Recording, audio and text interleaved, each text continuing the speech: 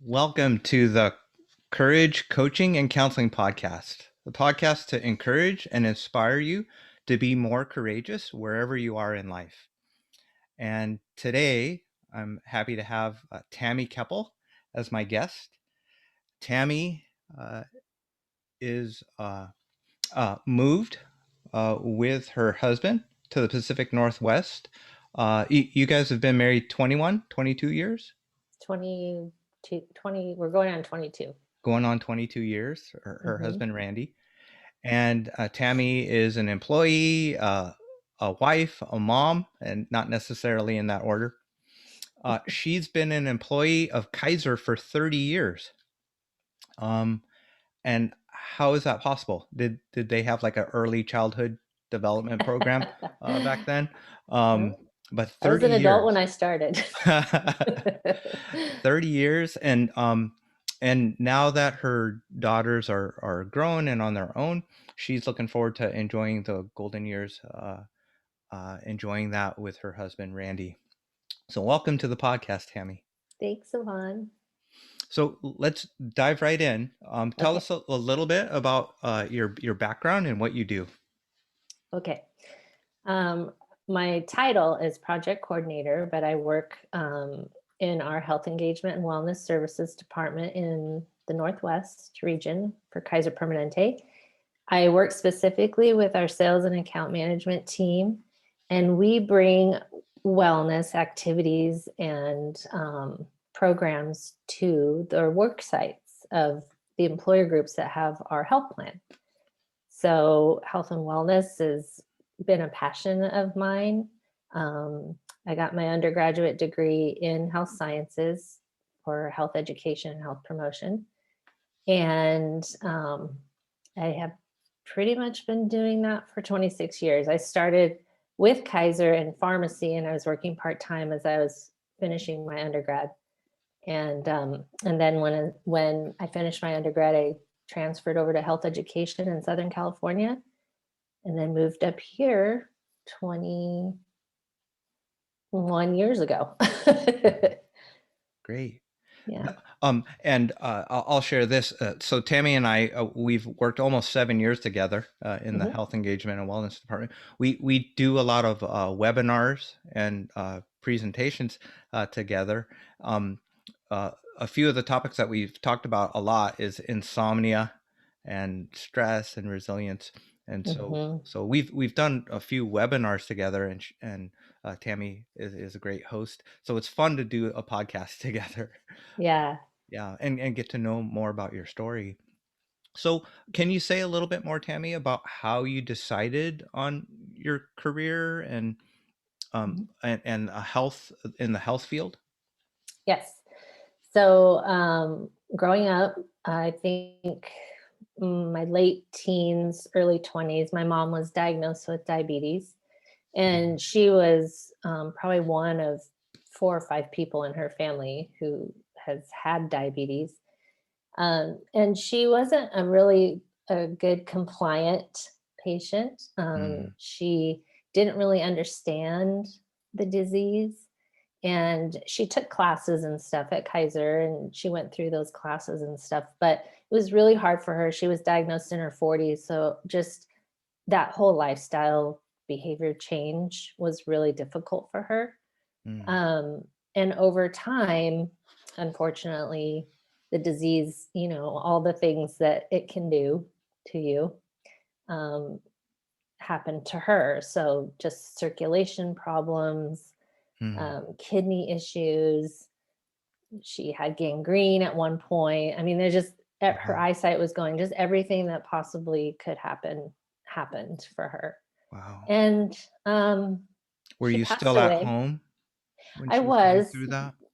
Yeah, she passed away in 1990, and I was 24, and I was just about ready to get married to my first husband Oh, when she died. mm, Um, and I was still in college, but I hadn't picked a major yet. I thought I wanted to be a teacher. So after she passed, I really wanted to be in health education, and I wanted to be the person that could help others mm, prevent disease, teach them about disease, and just learn how to live healthy lifestyles. So that's what got me into my undergrad degree. Wow. Yeah. You wanted to do for other people what your mom needed. Yeah, and I wish I'd had the tools and the education, and even, the knowledge that I didn't have when she was going through it. Hmm. I wish I'd had those things for her, but Yeah. unfortunately I Yeah. didn't. Wow. Yeah. So you were 24 when Yeah. you kind of decided, or that focused you on that Yes. path. Yeah. Yes. I Yeah. had just, I mean, I was right. I was just, did I get, no, I hadn't even gotten my job at Kaiser yet. I got my job at Kaiser in March. My mom died in February. Actually, the anniversary of her death is Monday. Oh, wow. Um, and so I hadn't picked a major. So I was still in school. So she died in February and I started Kaiser in March. And so it was kind of during that, because I was working for Kaiser, I think that was also something that inspired me. It's like, oh, well, I have this great part-time job, but I would like to stay here, longer. So what can I do? And I Oh, think that was the other part of why I picked the major that I did, and how I'm still here. uh-huh. Yeah. you know. So you got your foot in the door with Kaiser, but Hmm. to stay longer, you chose to get more education to Yes. develop yourself more. Yeah. Yeah, just to Yeah. to take that education that I was getting and apply it to the healthcare industry. Okay. Yeah. Yeah. That's neat. Yeah. Um, yeah, this next week, I hope you have some good time and to remember your Oh mom yeah. this week, Tammy. Yeah. Yeah. Thank you. Yeah. So to shift a little bit, so that's your career and your education, Hmm. and you've made some other education choices later. So we'll talk more about that. But Okay. so so 24, Hmm. mom passing away, and then tell me a little bit about your first marriage, and kind of like who you were at that time, like who were you becoming around then? I wish I knew who I was becoming around then. I wish I'd taken the time to figure out who I was becoming. You Hmm. know, one of the difficult things about society is that they put pressure on young people. And I don't think maybe it's not purposeful, but young women at that age feel like they have to get married, feel like they have to Hmm. settle down and start having babies. And that's usually around the age. So I'd had a few not so good relationships up prior to meeting my husband. And when I met him, my first husband, he he was older. He had a good job. He had a home. Um, so he had, his stuff together. That was different than people I'd dated prior. And, I was in a very toxic relationship Hmm. before him, right before him. Yeah. So the difference between that relationship and what we were trying to what I guess I was trying to discover in my first marriage, was Hmm. completely different. And at that point at 24, after you've been through a really bad relationship, anything looks better. And so I thought I was ready to get Yeah. married and Yeah. It settle it it down. it felt healthy in comparison. Yeah, and it wasn't that it was unhealthy, but I didn't know what I needed. Hmm. I didn't know what I wanted um, in a marriage. And so, unfortunately, as I'm married, I'm discovering what I need and what I want. Hmm. And, unfortunately for him, that's not who he was. He's a good person. He's a great provider. Um, eventually we had a daughter together, and he's a good dad. But he's not the kind of person who's communicative. He's not affectionate. The things that you not really thinking about, I guess. You think, oh, I'll change that. We'll get married and I'll fix that, or I'll work on that. And it's not that I didn't know those things going in. I think I just was naive. So Yeah. unfortunately, we were married for 7 years, and our daughter was 4.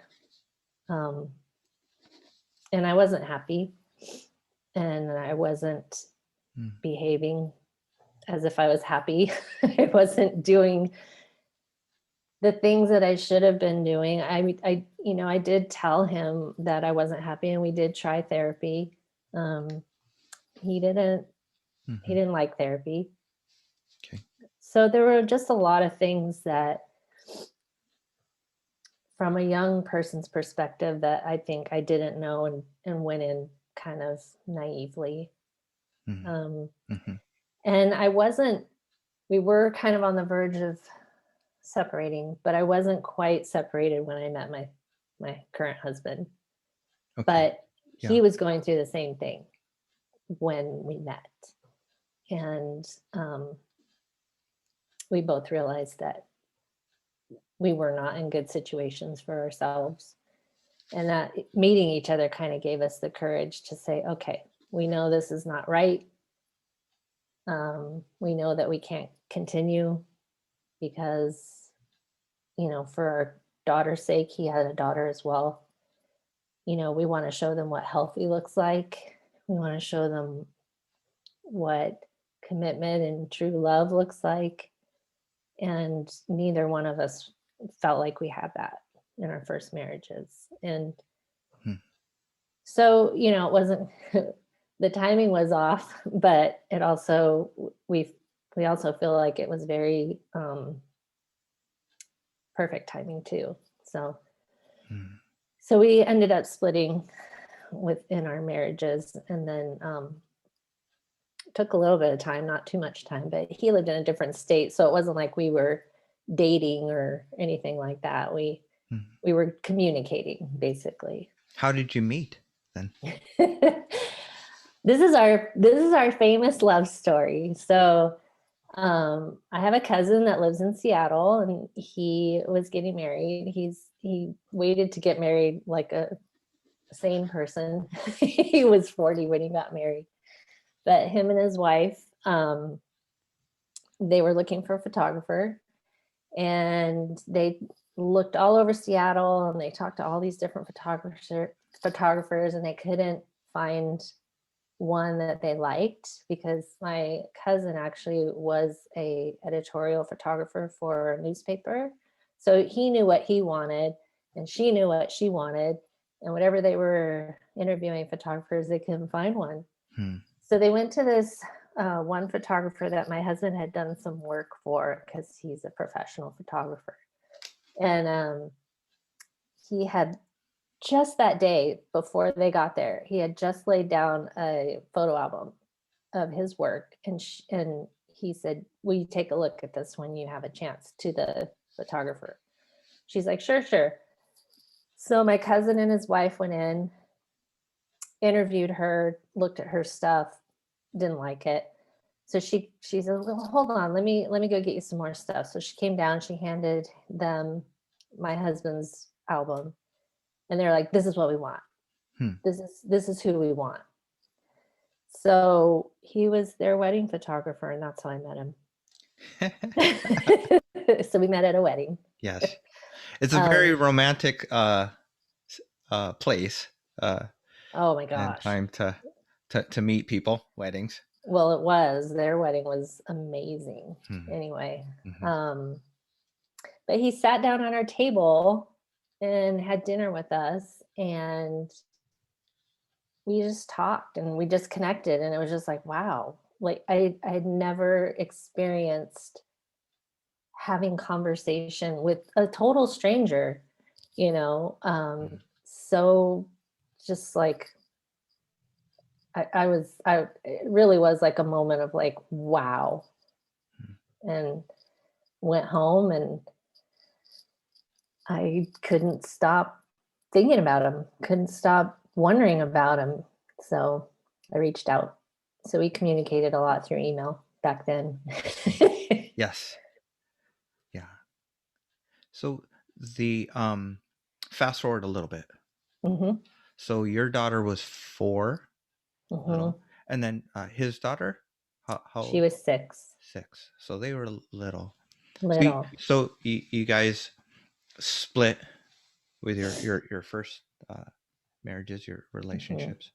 Um, Tell me a little bit about blending your families, and what were some of the lessons that you learned, or the challenges that you had with that. Lots of challenges. You know, even though our other spouses were in the same, I mean, they were, the divorces were hard, and they were ugly. And it really had to do mostly with the kids, you know, and vying for time. Mm, Um, so we were both going through that as we were also building our relationship. So it was difficult. Um, we together, my now husband and I, just really dedicated ourselves in our life to building a cohesive family unit for our girls. And so we always kept that in the forefront of the fighting, you know, tried to not have them hear the ugly. And when we were together, just tried to be loving and just, you know, making sure that they always felt that we were a family together and that no one person was an outsider. Because I'm sure it was hard for them, especially probably his daughter, because she was older. mm, And then I got pregnant, so a little sister was coming on the way. mm, So I think that, you know, also was pretty hard for the girls. mm, Um,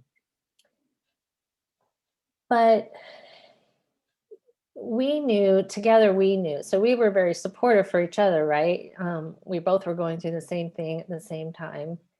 So we could be there for each other.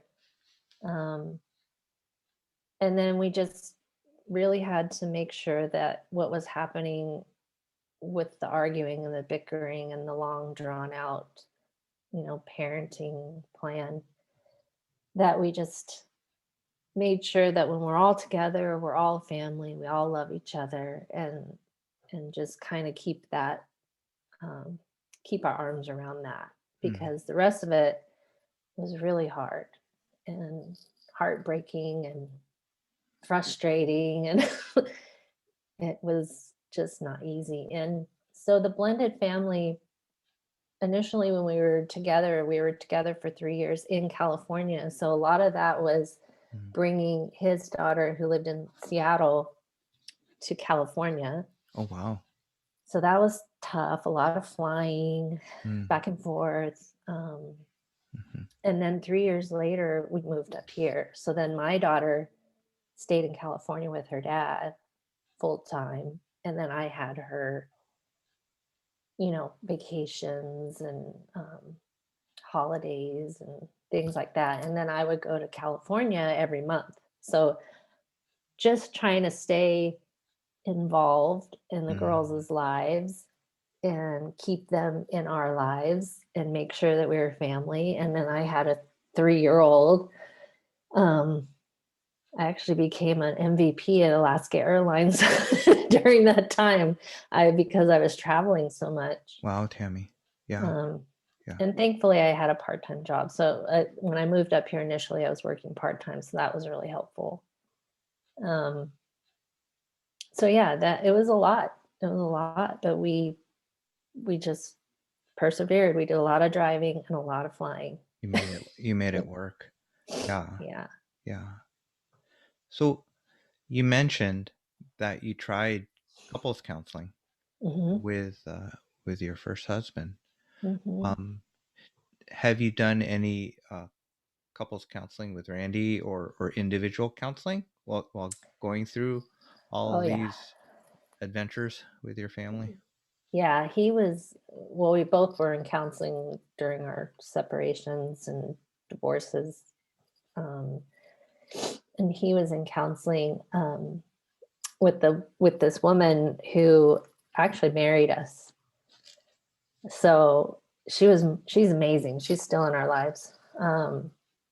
So he was in counseling with her. So while all of our stuff was going on, I would join him sometimes in his counseling. So she counseled us.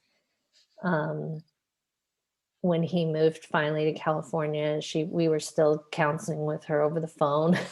she she's been in our lives ever since, and every once in a while, we would call her up and say, "Hey, we need you again." So yeah, Mhm. that's a wonderful thing about Randy, is that I feel like he's really intelligent, he's very sensitive, um, he's very open, and he's a very honest person.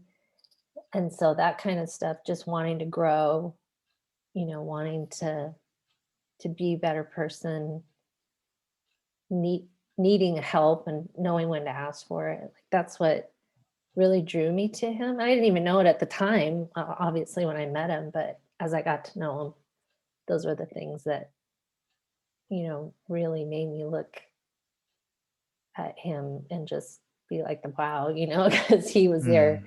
He's Mhm. he's helped me, and he says I've helped him, but I think he's helped me more. But Mhm. yeah, Yeah. Yeah. so yeah, we've been through counseling several He times. he's very open and Mhm, understanding. For mhm. you, from what you've been through, what was what's been kind of the defining experiences, or maybe even challenges with Randy, even though he's trustworthy, and you feel safe with him. Well, I think the hardest thing with Randy, I think, given his childhood and his relationship with his mom, and probably relationships as well, he has a hard time. He's very insecure, so he needs that sort of reassurance that he's loved and that he's thought of and cared about.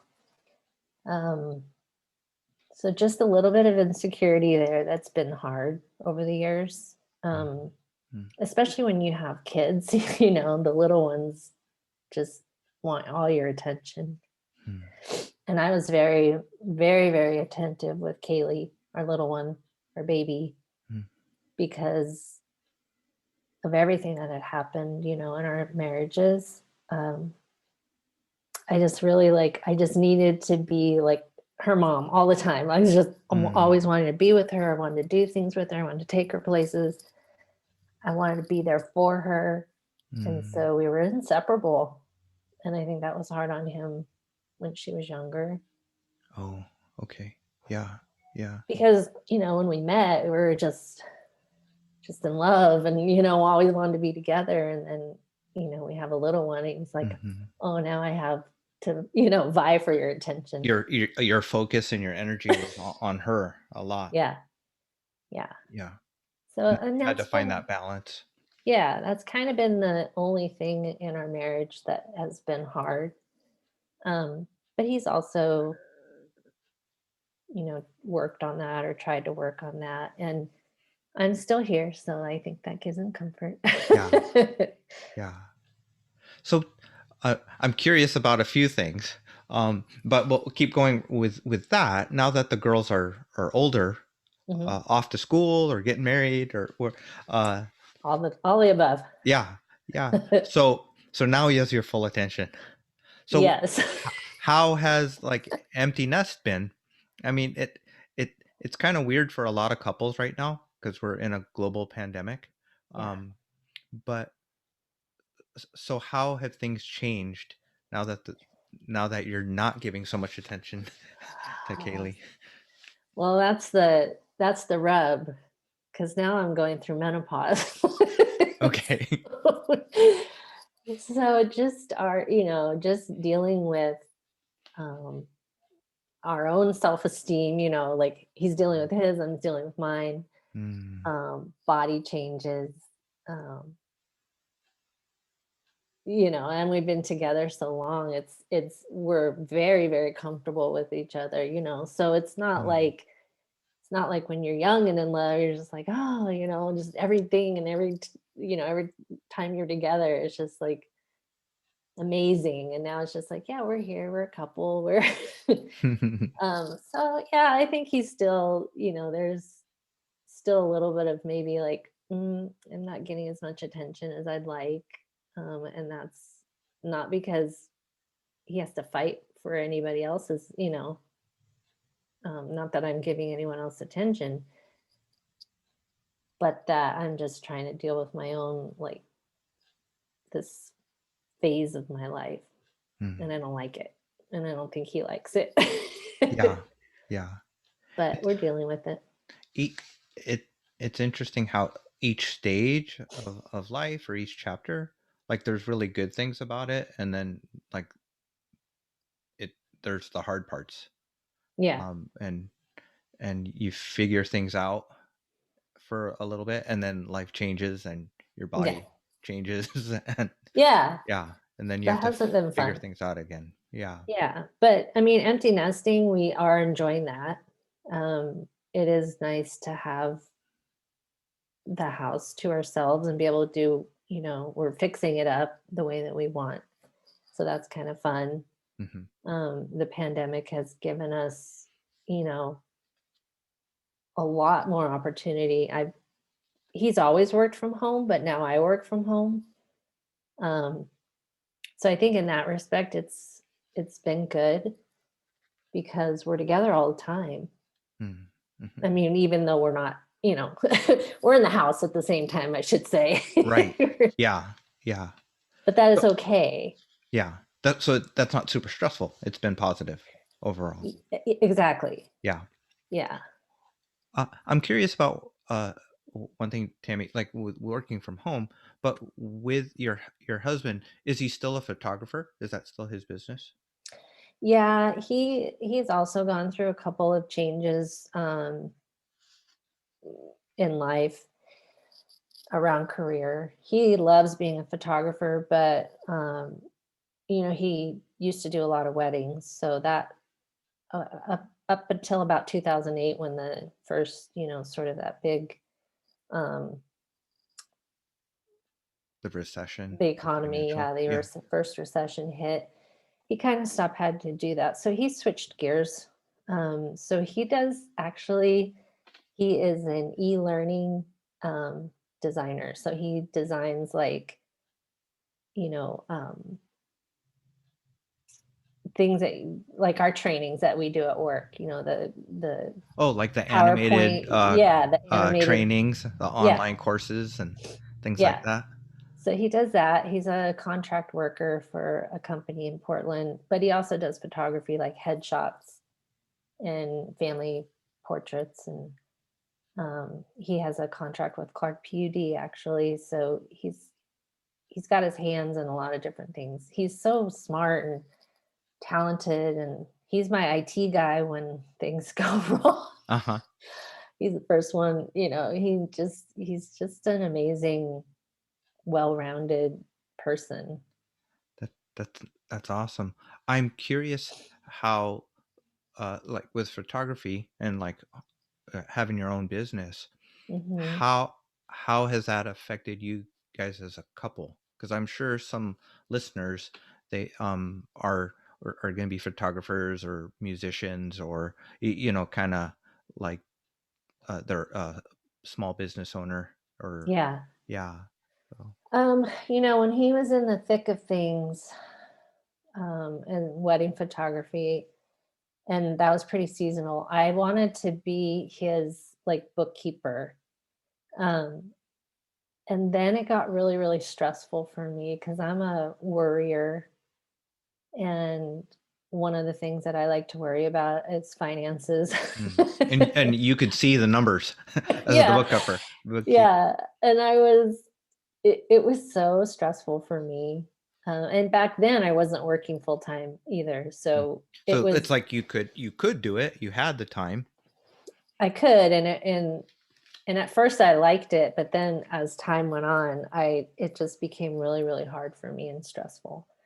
Um, And then the other thing about, back then when he was doing wedding photography is that it was all during the summer because we live in the Northwest. Like most of your weddings happen between May and September. Well, that was the time when our daughters, e- Could chunks of come be with you. summertime were here. Mm. So that was difficult because he worked a lot. And then we would always take like a family vacation, and that was his time off with us. So we'd take a week off and go to the coast or something like that. But now, once I finally told him like I can't do the bookkeeping anymore, and then things got a little better technology wise that you know, and also things slowed down, so he didn't. It wasn't like we really need to stay on top of this. It like wasn't really um, as I don't know, busy and crazy as it was before. And then he started getting like jobs with, he worked for a friend of his who had a software company. So he did that for a few years. And so it was kind of like photography took a little bit of a backseat. And so it wasn't as necessary for him to need a bookkeeper and he could do it himself. And then I could just stop stressing about it. Yeah, it's just better for everybody. It is. And I'm not an entrepreneur or a type of person that wants to work for myself. So Yeah, I have learned that about myself over the years. I I learned that too. That's why for the first 7 years I was in private practice, but then when I had a chance to join the group counseling center at a New Day Counseling, I jumped on that because I don't like I'm not a good small business owner. No, I'm not either. So it's fun to be a part of a team and a group. Yeah. Yeah. So um, I I want to ask Tammy, so it your daughters Hmm. they're they're growing up. Um, can you say a little bit more about kind of like your relationship with them and kind of what you've learned uh, as they've grown up and uh, like what do you think you've done well as a mom? Well, I I think I've been a kind of a different mom to each of my girls because Mm. my stepdaughter, had a mom.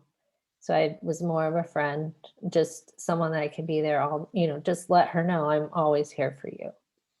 Um, to my middle daughter who grew up mostly with her dad, um, I was just wanting to make sure she always knew or never felt abandoned, like I left her.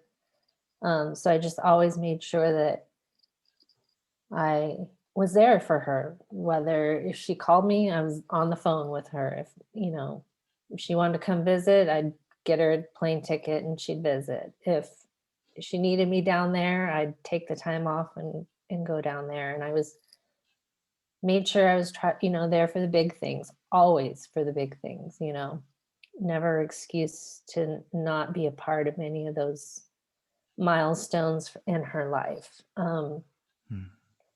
And then with her, unfortunately, through our divorce, her dad didn't speak very highly of me. Um, and I just had to be really honest with her and open with her and just say, your dad's angry and he has every right to be angry. And, you know, I've had to ask him for forgiveness and I've had to forgive myself and just let her see that you could be a human being and you can fail, but that you can still love at the same time Hmm. and you can learn from your mistakes. So I had to be really, really open and vulnerable with her and hope and pray that she would be okay. And she is. She's wonderful. And I think by doing that, she and I have an amazing relationship. Mm. Just absolutely amazing. And the other thing that happened was that she got to see kind of the side of her dad that isn't so great because he's got issues. He doesn't want to face them, and that's okay. Mm. Um, so I think she just got to experience both of her parents being who they are and being real. And I probably I worried a lot about her, and so I probably maybe overcompensated a lot, but I don't regret it because she and I have such a wonderful relationship. Mm. It's neat And that you can say that. Were yeah, there times where she was confused or angry about the situation? she was so young. Um, I think she was when she was young, but she didn't know it. You know what I mean? Mm. I think probably she had a hard time when we split up. And then she probably had a hard time when I had another baby, you know. Um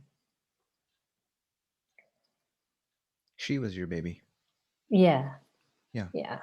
But Mhm. but at the same time, like we worked really, really hard to just make them know that they are so loved. And like when they came here, like, this is your home. We always had their room, we had their stuff, like whatever you want in your room, this is yours. And when you come here, it's going to be here waiting for you. And um so they always felt, hopefully they always felt like they have two families and two homes, and they liked coming here because they had a little sister they could you know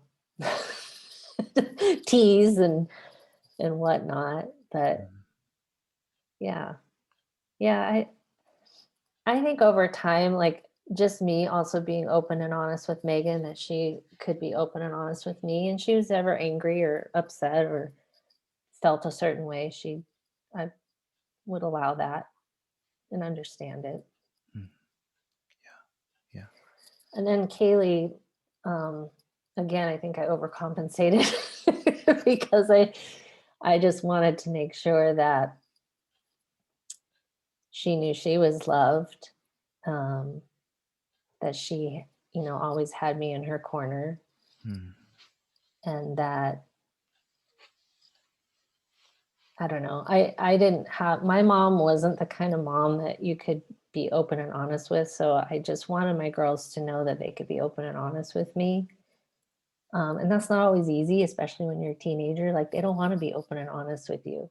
But one of the things that I felt I needed to do is just be like, hey, when I was your age, I did this, and I know how that feels. And I did something stupid, or I failed at something, or I learned my lesson the hard way. And so I was always telling them, those things. I didn't try to sugarcoat life.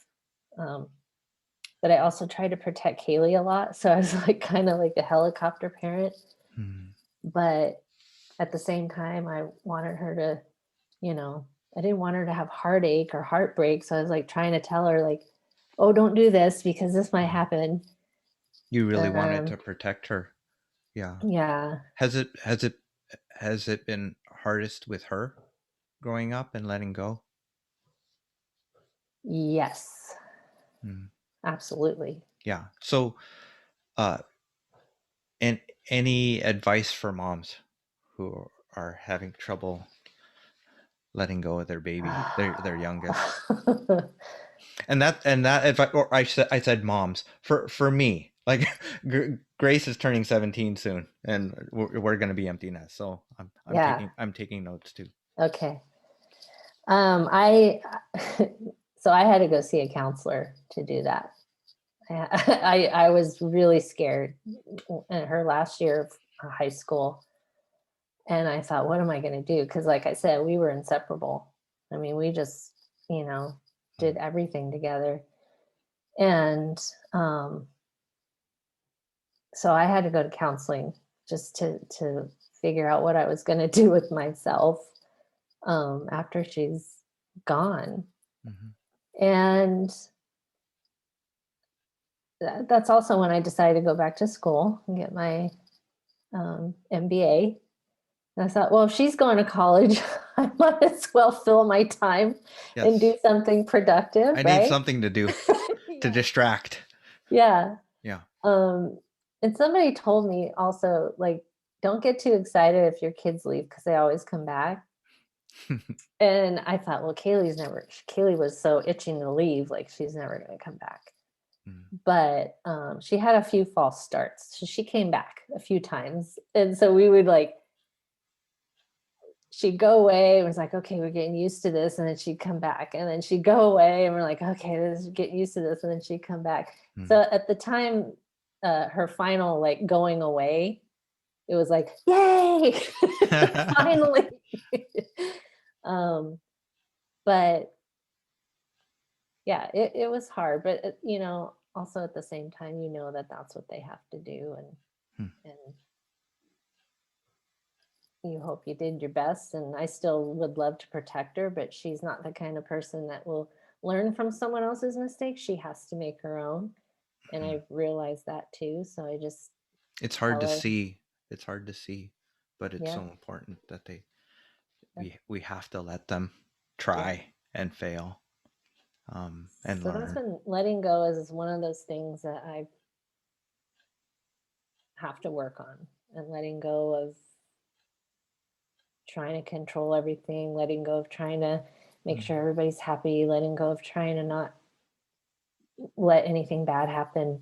mm, All those things that yeah, have to do with family, kids, even, my own emotions. yeah. What you described about letting go of kind of how things are, or letting go of like worrying about the future. How do you let go, Tammy? If this comes up for you, how do you let go of like regrets or mistakes or things that you wish had been better or different? Um, I think that's been a process. I mean, that's actually, I can't say that I wish there are things I had done differently as a young person, but I also can't say that like I regret getting married the first time. I don't because I have Megan, Hmm. you know. And also that marriage taught me a lot about myself. And I do think that people have to learn about themselves one way or another. So I'm glad that I, had that experience. Um, so I try not to look back and regret, and I can let go of that. I think my letting go has more to do with maybe the future and just my kids. Letting go of control or trying to control something that I don't have any control over. Hmm. Hmm. Yeah, yeah. It's hard because even more than the average, whatever that is, family is, for so many years you had to work so hard and sacrifice to stay so connected with Mhm, Megan, and like with the travel and coordinating everything, lots mhm. of energy. And then now it's like going from that to like like letting go, probably just feels so different. It does. And It does. yeah, yeah. For the last bit of our time, I want to ask a little bit more about, so what has it been like for you to go back and get your MBA um, after your kids are kind of grown up? What's that been like? And do you have any like lessons learned or anything you'd share for someone who's like scared of doing that or thinking about doing that? Yeah. So there's two things that define sort of my education, and they all have to do with fear. So in my undergrad, I feared taking the science classes. I knew I had to take them. I waited and waited and waited till the very end of my program to take them. And there was so much fear around that of failing. Hmm. But I had to, so I faced that fear and I did well in those classes because I tried really hard, and I guess I didn't think I was smart as I maybe am. You surprised yourself. Surprised myself that I could actually learn it, understand it, and actually love it. And I Hmm. did. I loved it. Hmm. Um, so with my MBA, I thought, okay, I can go back to school, and there's what do I want to do? And I've been a project coordinator, so I was thinking, oh, project management, that would be easy. And then I thought, well, why do I want to do something that's easy? Hmm. And why not challenge myself? And also, I was really trying to enhance my experience and my, I guess, my knowledge. And so I thought, well, there's things in this MBA program that I've never done. I've never cracked a book about, never had conversations about it. Um, so let's just see what happens. And I faced that fear again, and I did great, and I excelled. Hmm. So I think, I think we need to have a little bit more grace with ourselves and also more confidence in our abilities. And that's, those two experiences with that had to do with school and education really kind of had an impact on me, because I don't know where that comes from. You just like, oh, I'm not good enough, or oh no, I can't do that. And you can. Hmm. So I really try to instill that in the girls too. It's like, whatever you're scared of, like, I think they're amazing and they can do anything they want, but they have those moments too. You just Hmm. have to say, you can do this. And I have to say, by doing that, Megan went and got her master's degree Hmm. after I did. She's like, you can do it. I can do it too. And I'm like, oh my God. Like, Wow. that's an amazing feeling when she said this. I did this because of you, Mom, Hmm. because you inspired me. I was like, wow, that's Yeah. pretty cool. Yeah. Well, I think from our talk today, Tammy, that you've inspired our listeners. Thank you so much for being willing to come on and share your story. Yeah. And yeah, the uh, anything else that you'd like to recommend or share today before we wrap things up?